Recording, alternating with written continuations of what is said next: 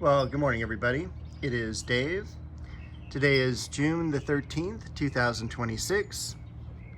There's Bo, and we're hanging out today. We're going to take a look at the garden.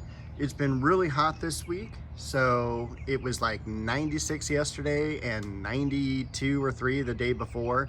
So it has been really hot, coming from some really nice weather. Hopefully in the next couple days, it'll also cool back down to the 80s, but hey, at least it's not Las Vegas, right?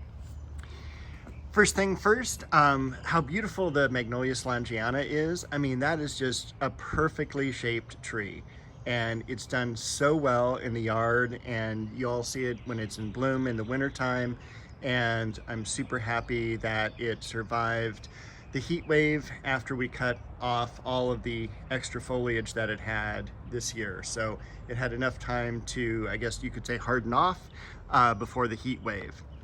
Now down below by Bo, you can see that we've started cutting back the society garlic that had just gotten way out of touch with the area that it was in. It was filling up this entire area here. The bad part about pruning society garlic, it smells like garlic, at least for a day or so. And so that's what the last one that needs to be pruned looks like. We're gonna cut that back, prune it a little bit more to shape in terms of cutting probably this end off here so that it is a little bit more reduced in its footprint. How's that for a technical term? Bo, of course, just enjoying everything. We did cut back the false heather underneath here, and then we took out all the weeds around here. I'm going to go get some mulch to mulch this area in a little bit. By like 30 minutes I'll be going to go do that. Over here, this is the first society garlic I pruned back. You can already see that it's begun to grow a little bit more. Is this the best time to do this? No. I would probably have done this best in the wintertime, best on a rainy day, because then you don't smell the garlic nearly as much. However, this was an extreme condition where it's like, you know what, the plants will take it. It's not a big deal. It just needs to be done. So I've got this one and the one on the far end, just to the left of Bo, done as well. So anyway, I wanted to get this bed done. You can see I also pruned right around as well, or edged rather than pruned. Other things right now that are still blooming, the daylilies. The daylilies have just done terrific this year. The Angelonia, just about ready to be cut back for its bloom stalks. It will rebloom. The dianthus, which I have not planted, it's still in the 6-pack. Those need to get planted. And then I was just looking at the Eugenia yesterday. That needs a little bit of pruning as well. But look how nice and full it is.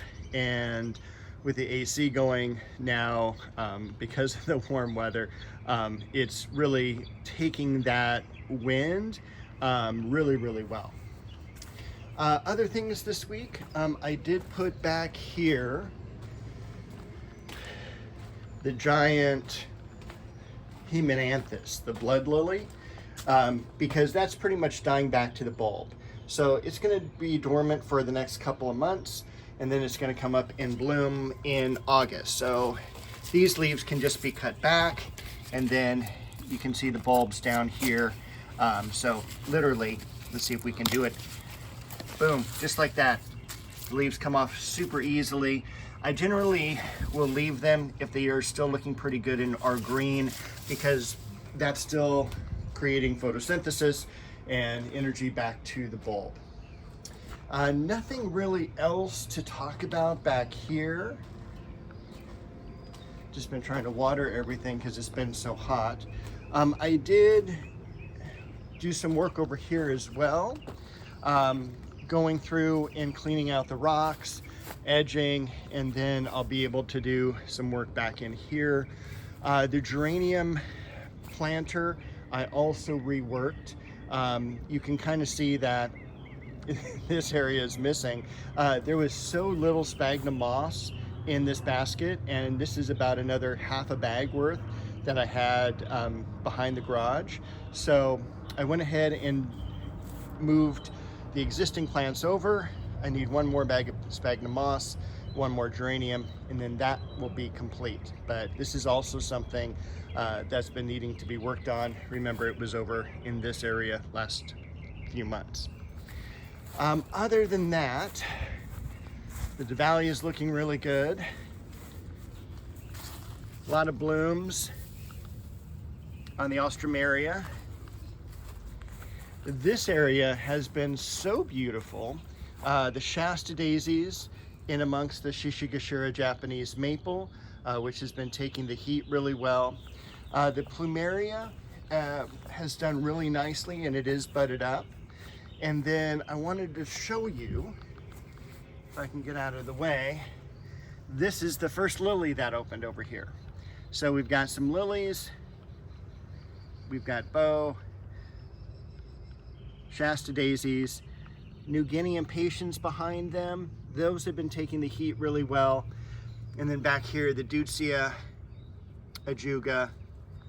There's a cedar back there, and then the carex, and then bow again. All right.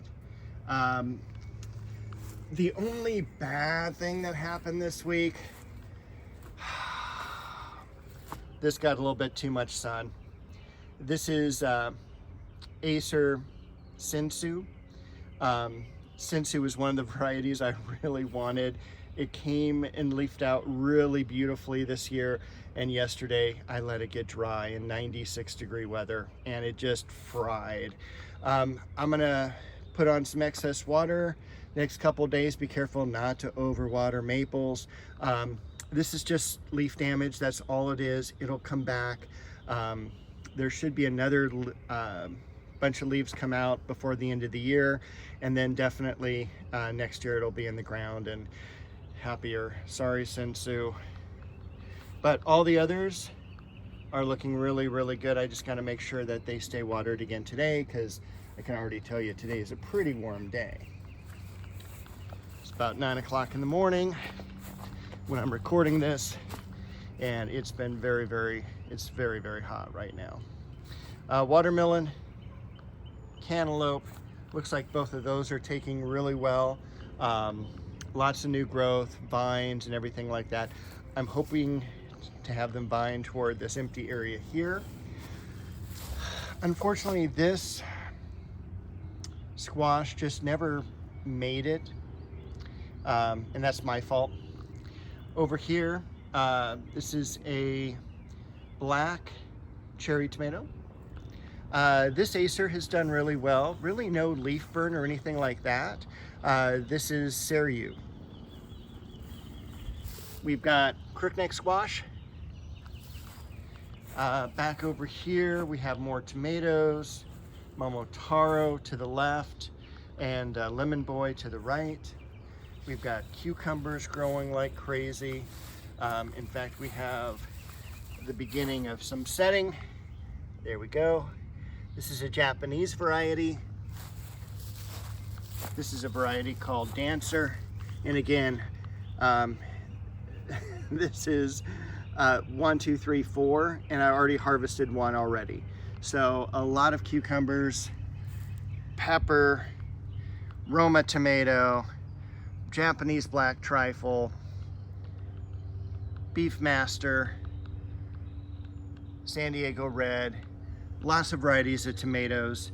So they're all doing really well. The cucumbers were a little bit hurt by the heat yesterday, just because there's more foliage than roots right now still. All right. Bo's gonna take us into the rose garden. If she could prance a little bit quicker. Come on, baby. Nope, she's not moving. So we'll deviate off here to the right. We got a begonia down here. This, I gotta remember to mark this bulb because I need to move it. I moved all of the others back over here. And I believe that is a variety of Peruvian daffodil. Everything else here is looking pretty good. I got some irises in bloom. The daylilies were doing good yesterday. Bronze Age Japanese maple. We've got a whole bunch of lilies set to open. The dogwood is surprisingly doing really well, but I'm gonna get some shade cloth for that. This is fragrant plum. It's too bad the only person who can see the blooms there is the birds. We've got some almond bush coming into bloom, which is great. Sweet pea shrub. Multi-grafted plum. More buds on the oriental tree lily. Can't wait for that to open. Geranium down here. I forgot to show you the geranium across the way. Lynn Anderson. The pittosporum that I pruned back right before the last heat wave. Also, the catmint back here that I pruned back has leafed out again. Bo is so happy about that. We've got the mirror plant here, Caprosma, which is surprisingly heat tolerant for our area in Southern California.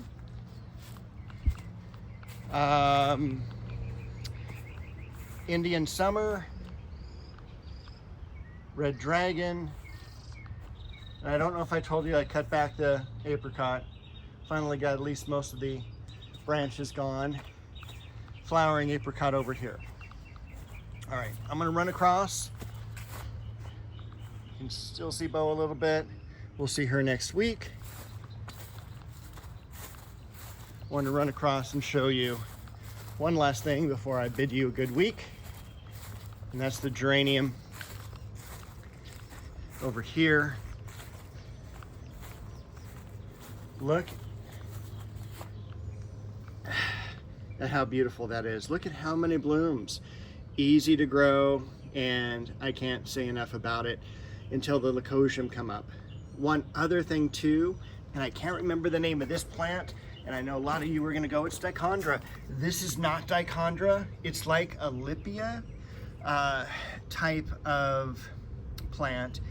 It grows in big, long strands, and it's great for ground cover and in between pavers and things like that, but it is not dichondra. It may be related to dichondra, but this was something I got at a nursery many, many years ago, and it's still around. So that's always a good sign. And there was one other thing.